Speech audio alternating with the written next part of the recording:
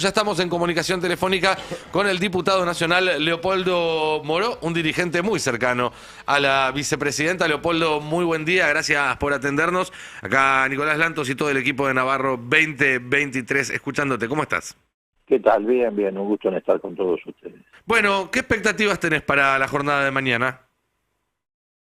Bueno, tal vez un poco grandilocuente, pero todos esperamos una jornada histórica. Entre otras cosas porque en una fecha que hace historia nos vamos a congregar, en primer lugar, para rememorar el nacimiento de la patria, ¿no? Me parece que precisamente la historia es lo que crea conciencia. A partir de ese 25 de mayo y en una sucesión de acontecimientos, primero nos formamos como nación, después nos formamos como Estado y así sucesivamente alcanzamos mucho tiempo después el estadio de la soberanía popular, es decir, de que fuera realmente el pueblo el que eligiera sus gobiernos y que eligiera su propio camino.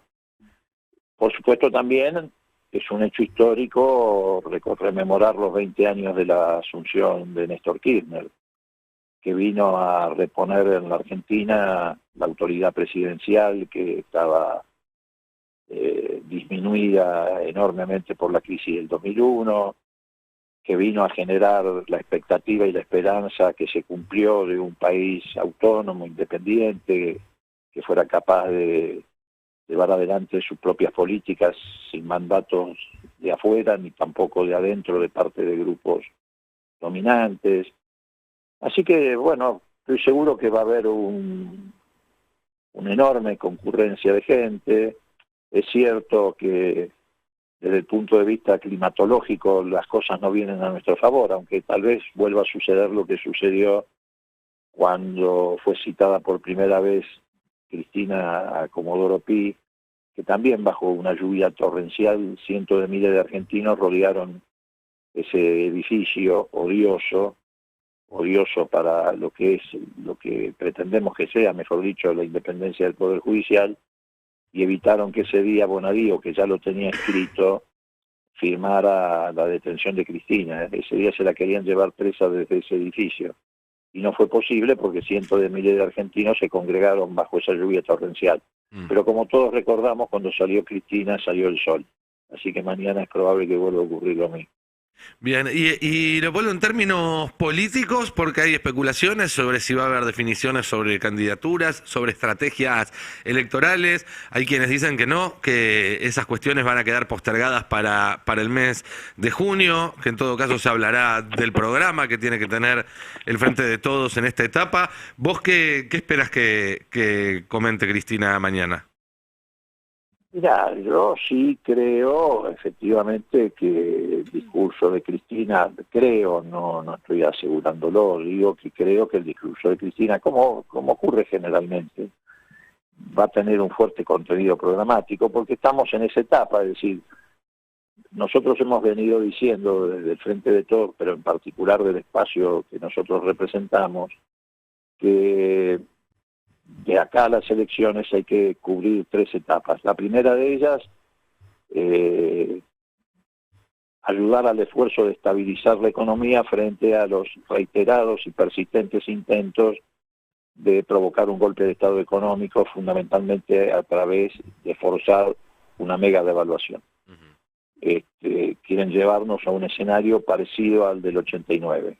Los grupos dominantes pretenden, a través del Fondo Monetario Internacional, en aquel entonces lo hicieron a través del Banco Mundial, forzar una mega devaluación que genere las condiciones como para que posteriormente eso justifique políticas de ajuste, políticas en aquella época fueron de privatización de empresas públicas, ahora será de apropiación de recursos naturales como el litio, el gas, el petróleo y tantos otros que la Argentina tiene.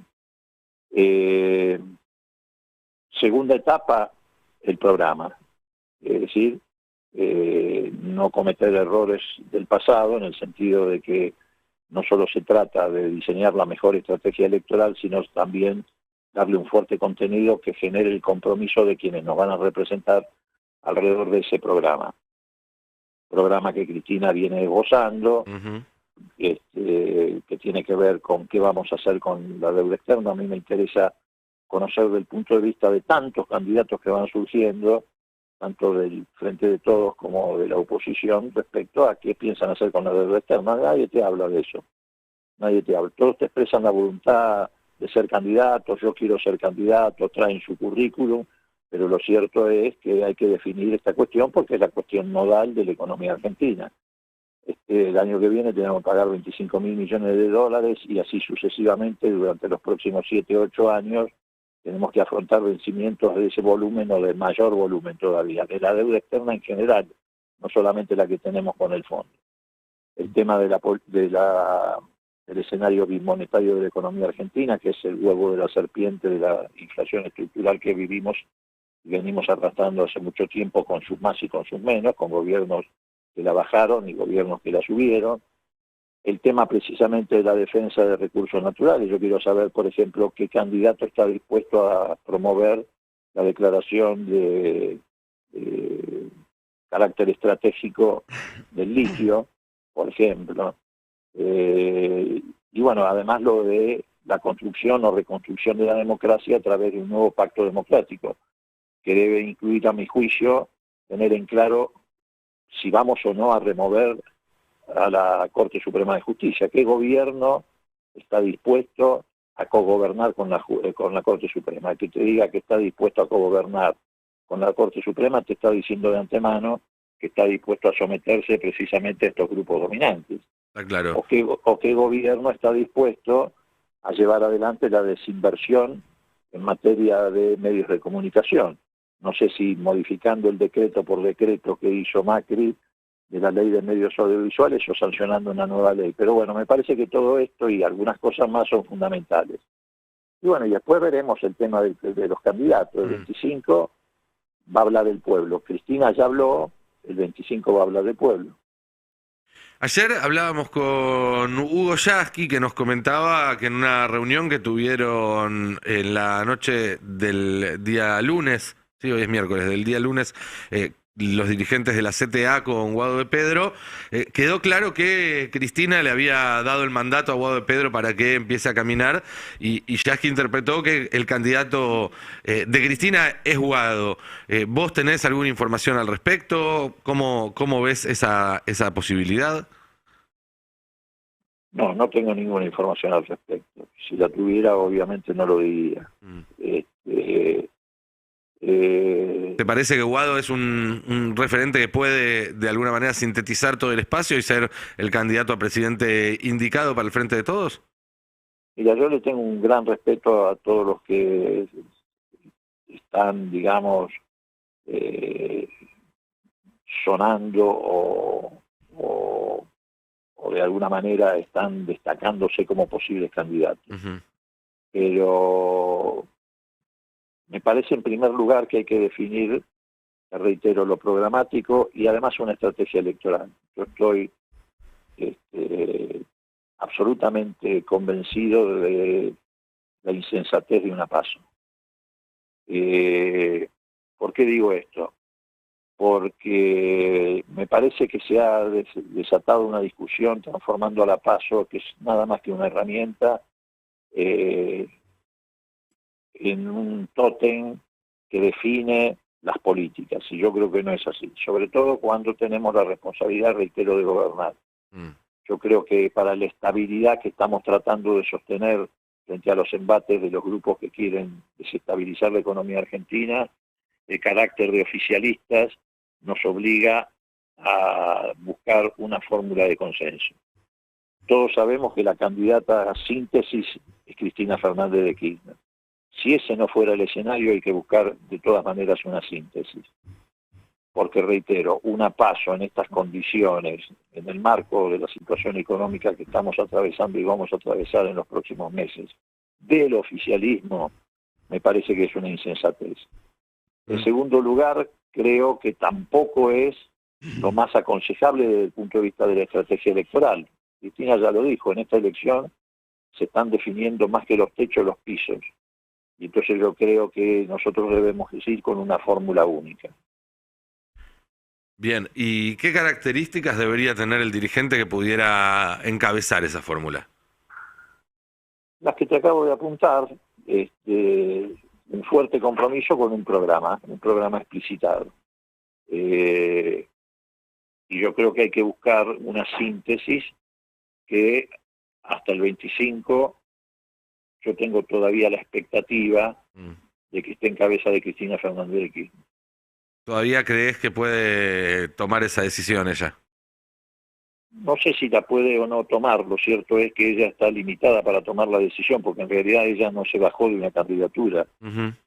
Ella lo que tiene es el límite de una prohibición a su candidatura.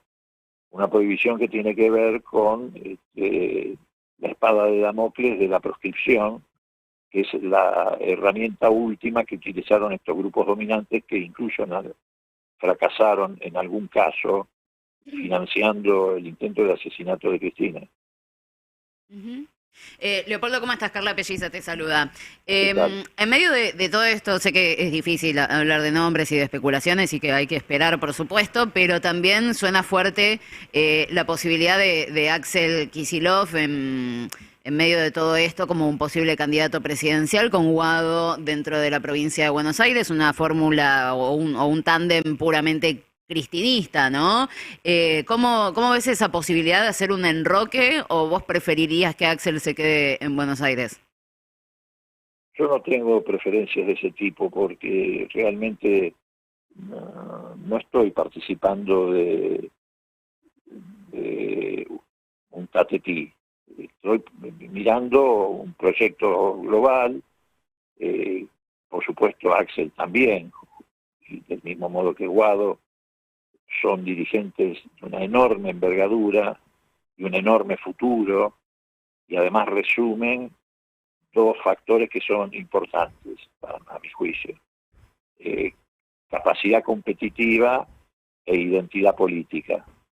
Yo creo que lo único que no podemos hacer es si finalmente en el diálogo que se va a establecer entre el pueblo y Cristina el 25 hay que tomar otro camino que no sea el de Cristina, lo que no hay que volver a repetir es el error de sacrificar identidad por competitividad. Creo que hay que buscar que confluyan los dos factores, competitividad e identidad.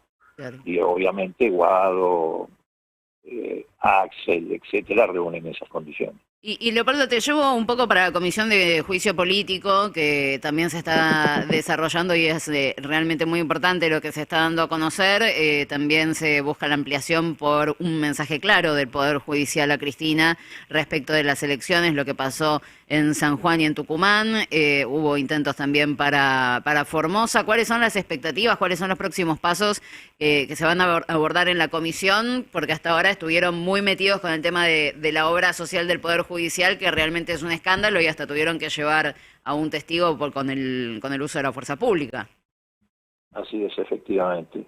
Por eso yo decía recién que nadie, me imagino yo, que puede imaginar o puede pensar o proyectar un gobierno del futuro conviviendo con esta Corte Suprema de Justicia de la Nación, que ha demostrado que está al servicio de estos grupos dominantes y no de la independencia y la imparcialidad del Poder Judicial, pero que además ha asumido el rol de la persecución, no solamente al peronismo, al movimiento popular argentino en su conjunto, a la democracia, porque lo que está amenazando la Corte Suprema de Justicia es al sistema democrático.